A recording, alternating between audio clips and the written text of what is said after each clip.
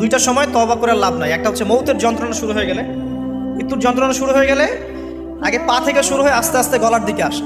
হাদিসে যেমনটা এসেছে, সূরা ওয়াকিয়ার মধ্যেও আছে যে পায়ের দিক থেকে যন্ত্রণা শুরু হয়ে আস্তে আস্তে আস্তে আস্তে এই গলার দিকে আসে, এবং আত্মাটা গলার এখানে যখন চলে আসে, এখান থেকে মালাকুল মউত আত্মাটাকে নিয়ে চলে যায় এবং চোখ দিয়ে তাকিয়ে থাকে মানুষ।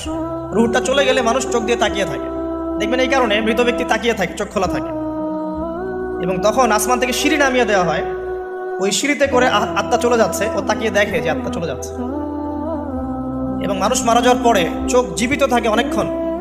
মেডিকেল সায়েন্স যারা পড়েছে তাদেরকে জিজ্ঞাসা করবে, মানুষ ডেড হয়ে গেলেও চোখ দেখবেন আরও কয়েক ঘন্টা, হয়তো আরও নির্দিষ্ট একটা সময় পর্যন্ত চোখটা কিন্তু জীবিত থাকে।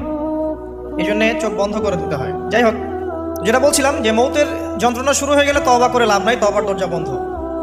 আর পশ্চিম দিক থেকে সূর্য উঠে গেলে তওবা করে লাভ নাই, তওবার দরজা বন্ধ।